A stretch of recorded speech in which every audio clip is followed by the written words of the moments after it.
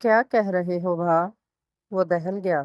نور شاہ چونک گیا، جیسے خواب سے جاگا ہو۔ الٹی نہ سوچ زمیں، نور شاہ جھینپ گیا۔ اب ایسی باتیں سن کر الٹی باتیں ہی سوچوں گا۔ زمان میں کسی کو بھی نہیں سمجھا سکا۔ وہ چیز جو تمہیں دل میں چبھتی ہے وہ مجھے بھی چبھتی ہے، تب ہی بس تمہیں سمجھا سکتا ہوں۔ تم خاندان میں شادی کر لو، بدلے میں ایک بہن کی شادی کرو۔ نور شاہ التجائیہ بولے۔ جیسے آپ کی ہو گئی ہے نا؟ وہ تم سفر سے بولا۔ شادی کا نہ ہونا دکھ کی بات نہیں ہے زمی، دکھ اس بات کا ہے کہ میں کچھ بدل نہ سکا۔ اگر میری شادی ہو جاتی تو اس خاندان کی ایک لڑکی کی شادی ہو جاتی۔ آپ کے چچا نے بھی ایسی ہی ضد کر کے خاندان میں شادی کی تھی بی بی نوراں سے۔ کیا انہیں راس آئی؟ کبھی اولاد نہیں ہوئی ان کو؟ اس نے ایک اور اعتراض اٹھایا۔ دیکھ زمی، تم سب نہیں جانتے، تیسری نسل برباد ہوتے دیکھ رہا ہوں میں اپنی آنکھوں سے۔ نور شاہ نے کرب سے آنکھیں بند کیں۔ تصحیح کر لیں تیسری نسل کی عورتیں، مرد تو پھر بھی کچھ نہ کچھ بس گئے۔ زمان نے سر جھٹکا۔ میرے چچا شاہ جہاں کو تم بسا ہوا مرد سمجھتے ہو، اور ان سب کو جن کی بیٹیاں بڑھاپے میں بھی ان کی دہلیز پر بیٹھی ہیں، جن ایک دو نے زبردستی اپنی بیٹیاں بیاہ دیں، وہ بھی بس کے نہ دیں۔ نور شاہ کے لہجے میں دکھ ہی دکھ تھا۔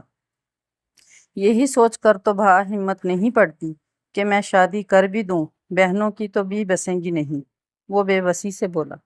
اور کروں بھی کہاں؟ اپنے رشتہ دار دیکھے ہیں، آدھے سے زیادہ ناراض ہیں۔ اس نے سر جھٹکا۔ یہی بات ذرا سوچو، میں سب کے پیچھے دوڑتا رہا کہ ذرا سوچو خدا کے لیے، آخر کیوں تمہارے گھر والوں کا ہر اس گھر سے جھگڑا ہے جہاں تم لوگوں کے وٹے سٹے کے رشتے ہو سکتے ہیں، یا تمہاری بہنوں کے رشتے ہو سکتے ہیں؟ سوچا کبھی؟ نور شاہ اب اسے استفہامیہ دیکھ رہے تھے۔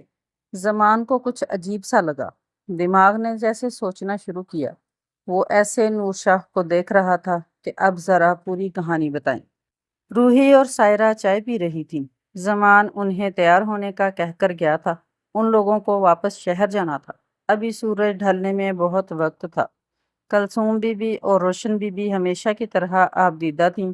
وہ کسی بھی طرح اپنی بھتیجیوں کو روک لینا چاہتی تھی۔ روحی ان کی پہلی بھتیجی تھی، اب 40 سال کی ہو چکی تھی، پر نازک سراپے کی وجہ سے 30 سے اوپر کی نہیں لگتی تھی۔ سائرہ اس سے سال بھر ہی چھوٹی تھی۔ بڑی چاہت سے ان کے ماڈرن سے نام رکھے تھے جو ٹی وی ڈراموں سے پتہ چلے تھے اس زمانے میں۔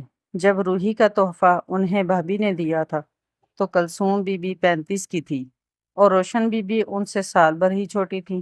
بھابی اوپر تلے کے 7 بچوں اور گھر کے کاموں میں مصروف رہتی تھیں، اور دونوں پھوپھیاں بچوں کے ساتھ خوش رہتی تھیں۔ بچوں کے کافی کام پھوپھیاں ہی کرتی تھیں۔ بڑے بچے سوتے بھی انہی کے پاس تھے۔ روحی اور سائرہ کے بعد ذوالفقار شاہ، اور پھر زمان شاہ، اور اس کے بعد 3 بہنیں۔ پتہ نہیں چلا کب بڑے بھی ہو گئے۔ انہیں تو یہی لگا تھا کہ انہوں نے پالا ہے، ساتھ ہی رہیں گے۔ پھر سب پرندے اڑ گئے۔ اپنی اولاد ہوتی تو ہمیں بھی ساتھ رکھتے جیسے اپنے ماں باپ کو رکھا ہے۔ کلثوم بی بی کی سوچ آسمان پر اڑتے پرندوں کی طرح سفر کر رہی تھی، اور روشن بی بی کی زبان بھی یہی کچھ کہہ رہی تھی، جسے سن کر روحی نے نفی میں سر ہلایا۔ آپ چلیں، ہمارے ساتھ رہیں۔ چلتی بھی خود نہیں ہیں، اور الزام بھی ہم پر کے نہیں رکھتے اپنے ساتھ۔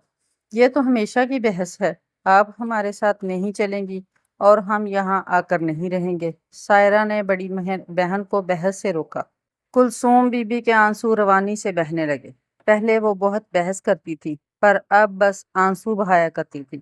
عمر کے اس حصے میں تھی جہاں انسان سوچتا ہے کہ پوری عمر رائے گاں گئی، یا عمر کا صحیح استعمال ہوا اور شاید ان کے پاس خسارے ہی خسارے تھے۔ وہ دھندلی آنکھوں سے اپنی بھتیجیوں کو دیکھ رہی تھی۔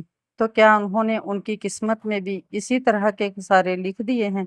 کیا وہ ان کے سامنے اقرار کر لیں کہ ان کی سوچ اور جینے کا ڈھنگ سب غلط تھا؟ نہیں نہیں، کیا کہیں گے، سب بڈھی سٹھیا گئی اس عمر میں، اور سب بھی تو میری طرح بڑھیاں ہیں، پر ان کا ایمان کتنا مضبوط ہے۔ وہ نفی میں سر ہلاتی اپنے آنسو صاف کر رہی تھی۔ فوزیہ بی بی نے برآمدے سے اپنی بیٹیوں کو اپنی نندوں کے ساتھ صحن میں درخت کے نیچے چارپائی پر بیٹھے دیکھا۔ کبھی ہوا کا جھونکا آ جاتا تو اچھا لگتا۔ وہ جانتی تھی کہ ان میں کیا باتیں چل رہی ہیں۔ فوزیہ بھی چائے ہی پی رہی تھی، پر برآمدے میں بیٹھ کر۔ ان کی نندوں کی کبھی نہیں بنی تھی ان کے ساتھ، حالانکہ ان کے بچوں کو کلثوم اور روشن نے ہی پالا تھا۔ وہ بچوں کے سب ہی کام کرتی تھی، اپنے منہ کا نوالا بھی بچوں کو کھلا دیتی تھی۔ جب کسی بچے کو کوئی تکلیف یا درد ہوتا تو رات وہ دونوں اس بچے کے ساتھ جا کر گزار دیتی تھی۔ پر بچوں کی ماں اپنی بھابھی سے انہیں بیر تھا۔ ایک وقت تھا جب 14 سال کی فوزیہ 42 سال کے اخلاق شاہ سے بیاہ کر اس گھر میں آئی تھی۔ ڈبل عمر کی نندوں سے آتے ہی دب گئی تھی اور شوہر تقریباً 3 گنا بڑا تھا۔ کیسے کیسے دن گزارے اس گھر میں فوزیہ نے۔ اب تو لگتا ہے یہیں پیدا ہوئی تھی۔ اب ان کے بچے جوان تھے، اب ان کا دور تھا۔ پہلے یہ نندیں انہیں پاس بٹھانا نہیں چاہتی تھیں اور اب وہ خود ان کے پاس بیٹھنا نہیں چاہتی تھی۔ ہاں، پر اتنی کٹور نہیں تھی کہ اپنی اولاد کو بھی پھوپھیوں کے پاس جانے سے روک لیتی۔ 7 سال ہی ہوئے تھے کہ وہ شہر منتقل ہوئے تھے۔ زمان کی ضد تھی کہ چھوٹی بہنوں کو پڑھائے گا۔ روحی اور سائرہ نے گاؤں کے اسکول سے 5 جماعتیں پڑھ لی تھیں۔ پھر ذوالفقار اور زمان نے شہر سے اچھی تعلیم حاصل کی تھی۔ زمان سے چھوٹی ثانیہ ماسٹرز کر چکی تھی اور ہانیہ دانیہ ماسٹرز کے آخری سال میں تھی۔ ان سات کے علاوہ اور بھی اولاد تھی جو دنیا میں زیادہ سانسیں نہ لے سکیں۔ فوزیہ نے گہری سانس بھری اور ماضی سے باہر آئیں۔ ان کے کانوں میں روشن کی آواز آئی تھی۔ وہ جو منور شاہ کا رشتہ آیا ہے ثانیہ کے لیے، اس کا کیا ہوا؟ روشن کی آواز اونچی نہیں تھی، پر فوزیہ تک پہنچ گئی تھی۔ ابھی ہوا تو کچھ نہیں ہے، پر ہونا وہی ہے جو اب سے پہلے ہوتا آیا ہے۔ روحی کی مسکراہٹ پر اسرار تھی۔ ہماری پھپھو پاک گئیں اس دنیا سے، ہم بھی پاک جائیں گے، اور ہماری بھتیجیاں بھی۔ ایک عہد تھا جو سب کے درمیان طے تھا۔ زمان کو خبر تو نہیں ہوئی، بس ایک اس کا ڈر ہے۔ روشن بی بی کی تشویش بے جا نہیں تھی۔ پڑھ لکھ کیا گیا لڑکا، اسے سب کچھ غلط لگنے لگا ہے۔ کلثوم بی بی ابھی بھی بس خاموشی سے آنسو بہا رہی تھیں۔ کچھ دور ہی ثانیہ، ہانیہ اور دانیہ آپس میں باتیں کر رہی تھیں اور کھلکھلا رہی تھیں۔ ان کی سوچ پھر پرواز کرنے لگی۔ ہاں، یہ عمر تو ہنسنے کی ہے، خواب بننے کی، پر جو کالک ہم نے روحی اور سائرہ کے نصیب پر مل دی، اب وہ وہی کالک ثانیہ کے نصیب پر ملنے والی ہے۔ آج سے پہلے اتنے لوگ آئے، پھپھو کبھی خبر نہیں ہونے دی ہم نے مردوں کو، سائرہ نے اطمینان سے کہا۔ منور شاہ کا رشتہ ہمارے گھر آیا ہے، 2 مہینے ہو گئے۔ زمان یقین کرنے پر تیار نہیں تھا۔ ہاں، یہی پوچھ رہا ہوں کہ تمہیں خبر کیوں نہیں ہوتی کبھی؟ نور شاہ تلملایا۔ بھا، کب آئے یہ لوگ؟ مجھے اماں نے بھی نہیں بتایا۔ زمان کی آواز دھیمی ہو گئی۔ آخر اتنی اہم بات اسے کیوں نہیں بتائی گئی؟ تم آفس میں تھے، اور جب بھی کوئی رشتہ آتا ہے تو تم لوگوں کی غیر موجودگی میں ہی آتا ہے۔ یہ ہر دفعہ اتفاق تو نہیں ہو سکتا۔ نور نے تعصب سے اس کا بے یقین چہرہ دیکھا، پھر مزید گویا ہوا۔ منور نے ضد سے یہ رشتہ بھیجا ہے، حالانکہ یہ سب جانتے ہیں کہ تمہارے گھر سے انکار ہو جائے گا۔ 2 مہینے ہو گئے ہیں، کوئی جواب نہیں آیا۔ منور نے مجھ سے مدد مانگی ہے کہ میں کچھ کروں۔ میری تو سمجھ میں ہی نہیں آ رہا کہ اگر ایسی بات ہے تو ہم مردوں کو کیوں نہیں بتایا اماں نے؟ زمان نے سر پکڑ لیا۔ شادی بیاہ کی باتیں زیادہ تر عورتیں ہی کرتی ہیں، اور اپنے خاندان میں تو ویسے بھی وکھرے ہی رولے ہیں، ہر بات کو شرم کے نام پر چھپا لینا۔ اب یہ رشتہ کی بات بھی عورتیں کرنے آتی ہیں۔ آج کل تو لوگ کسی کے گھر جانے سے پہلے کال کرتے ہیں کہ جی ہم آ جائیں، تو آسان ہے کہ ان کو وہ وقت دیا جائے جب تم گھر پر نہ ہو اور تمہیں خبر نہ ہو، مگر لگتا ہے تم خود بھی کچھ خاص دلچسپی نہیں لیتے ہو گھر کے معاملات میں۔ زمان نے بس افسوس سے سر ہی ہلایا۔ جب میں چھوٹا تھا تو چاچا احسان نے بھی ضد باندھ لی تھی کہ شادی خاندان میں ہی کریں گے۔ وہ اس زمانے کے PhD تھے اور خاندان کی لڑکیاں چٹی ان پڑھ۔ مجھے کہتے تھے، نورے جا دیکھ کے آ کہ یہ جو سب لڑکیاں سر جوڑ کے بیٹھی ہیں کیا کر رہی ہیں، کس کے خلاف میدان گرم کر رہی ہیں۔ اور میں ان کی جاسوسی کیا کرتا تھا، کبھی حویلی کے اس گھر، کبھی اس گھر۔ نور شاہ کے چہرے پر ایک اداس مسکراہٹ ٹھہر گئی۔ آہستہ آہستہ مجھے عادت سی پڑ گئی یار سن گن لینے کی۔ ان دنوں چاچی نورا سب لڑکیوں سے الگ رہنے لگی، چھپ چھپ کے چاچا کو دیکھنے لگی اور میری نظروں نے چوری پکڑ لی۔ چاچا میری بات سن کر مسکرا دیا۔ وہ مسکراہٹ آج بھی دل پر نقش ہے۔ سونے میں تولنے جیسا میرا چاچا تھا، مٹی کر دیا۔ نور شاہ نے آہ بھری۔ خیر چاچا کو چاچی سے لگاؤ تھا یا نہیں، پر انہیں ایک راستہ مل گیا۔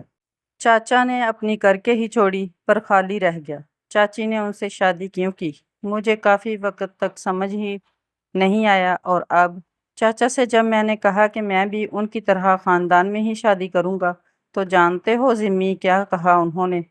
نور شاہ کی آواز دکھ سے بوجھل تھی۔ ذمی کو کیسے پتا ہوتا بھلا؟ انہوں نے کہا کہ نہ نورے، میں غلط تھا، صرف شادی کر لینا مسئلے کا حل نہیں۔ مسئلے کا حل نہیں تھا یار، مسئلہ تو دماغ کا ہے، ان سب کی تربیت میں ہے۔ مرد گئے باہر کمانے تو بتاؤ کہ عورتیں ہی تربیت کریں گی بچیوں کی؟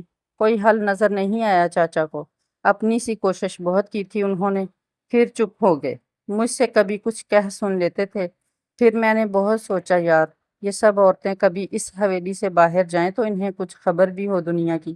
میری پیڑھی کے جو کچھ لوگ اپنی فیملی لے گئے، اس ماحول سے بھاگ گئے تو واپس مڑ کر نہیں دیکھا، وہ تو بچ جائیں گے، پر باقی لوگ تو ویسی ہی زندگی گزاریں گے۔ اپنی بہنیں بیٹیاں بیٹھی ہوں گی اور بیویاں بہویں باہر سے لائیں گے۔ میں نے تمہیں سمجھایا تھا کہ اپنے گھر والوں کو شہر لے جاؤ، بہنوں کو پڑھاؤ کہ ان کو کچھ غلط اور صحیح کا پتہ چلے، پر میرا خیال ہے کہ کوئی فرق نہیں پڑا، منور کو بھی انکار ہو جائے گا۔ نور شاہ نفی میں سر ہلانے لگے۔ قسم سے بھا، مجھے کچھ خبر نہیں ہے، میں تو خود چاہتا ہوں کہ یہ سب ختم ہو اب۔